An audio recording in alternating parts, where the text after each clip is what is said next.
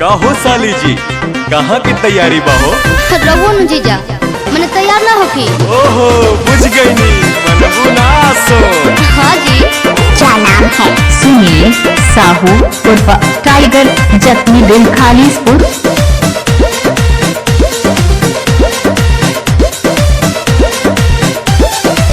जातारू माई के दर्शन तू करे, हाँ जी। काहे के लगलू है साजे सवारे।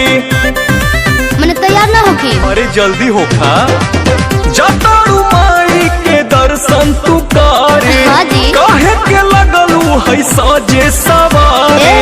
रील बनी मंदिर के गेट पर जीजा, अच्छा वीडियो बना के डालब नेट पर जीजा। ओके। बुलेट पर जीजा, का? बुलेट पर जीजा, बोला ले चले घुमावे बुलेट पर जीजा। जरूर हो। बुलेट पर जीजा, बुलेट पर जीजा, ले चले घुमावे बुलेट पर जीजा। बुझनी? हम सब बुझतानी।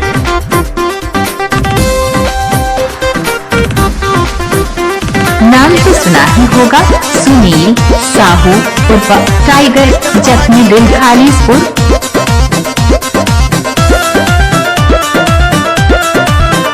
आज मानव नाराउर का हल्का जीजा, सूट पहन के तैयार बनी ललका जीजा।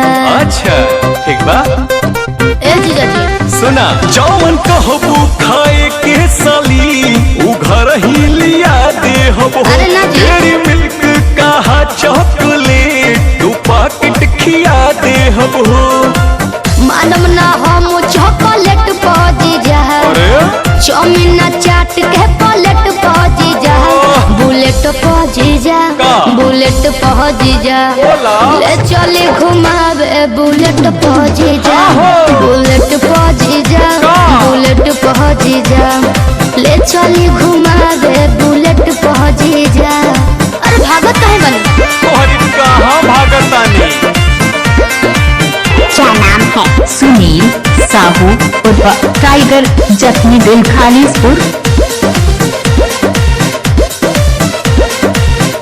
अशोक सागर हो पंडाल में घुमा दी जी। हाँ। जीजा बिमल से श्रद्धा पूरा दी जी।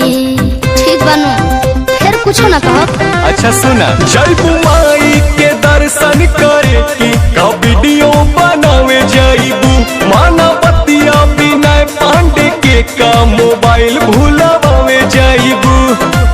आई है नेटार गेट पहुंची जा, अरे ना हो चली पंडाल वाला सेट पहुंची जा। हाँ। बुलेट पहुंची जा, का? बुलेट पहुंची जा, बोला ले चली घुमावे बुलेट पहुंची जा। ठीक है बा। बुलेट पहुंची जा, बुलेट पहुंची जा, ले चली घुमावे बुलेट पहुंची जा।